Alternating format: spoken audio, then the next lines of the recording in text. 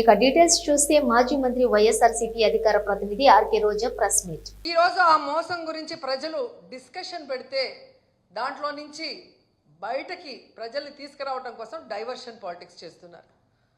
ఎంత దురదృష్టం అంటే ఈ కూటమి ప్రభుత్వం అధికారంలోకి వచ్చాక ప్రజల ఆరోగ్యాన్ని గాలికి వదిలేశారు.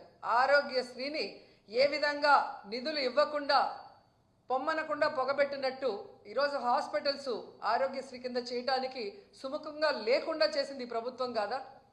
అలాగే అమ్మఒడిని ఎగ్గొట్టి ఈరోజు పేద పిల్లల్ని చదువుకు దూరం చేస్తున్నది వీళ్ళు కాదా? అలాగే రైతులకి అండగా నిలబడాల్సిన ప్రభుత్వం రైతుల వెన్నెముకలు విరుస్తూ వాళ్ళకి ఇవ్వాల్సినది ప్రామిస్ చేసి కూడా ఇవ్వకుండా మోసం చేసింది నిజం కాదా అని అడుగుతున్నా. ఇవన్నీ ఒక ఎత్తు అయితే ఈరోజు రాష్ట్రంలో అవినీతి ఎంత విచ్చలవిడిగా జరుగుతుందో అందరూ కళ్ళారా చూస్తున్నారు.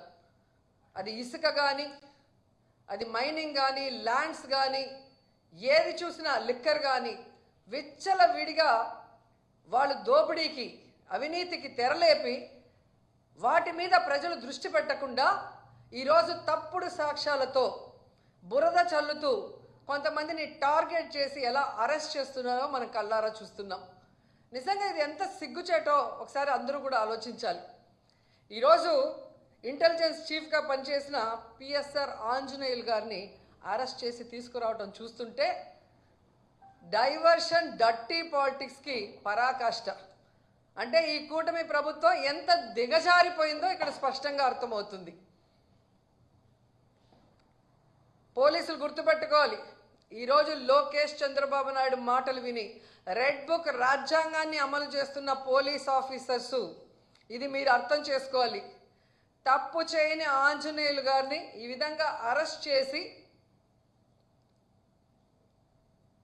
ఆయన్ని హ్యూమిలేట్ చేస్తూ అవమానపరుస్తుంటే తప్పు చేసిన మిమ్మల్ని చట్టం ముందు నిలబెట్టి మీకు బుద్ధి చెప్పే రోజు దగ్గరలో ఉంది. కాబట్టి అలాంటి తప్పులు చేయకుండా మీ పని మీరు కరెక్ట్గా చేయమని కూడా ఈ సందర్భంగా తెలియజేసుకుంటున్నాను.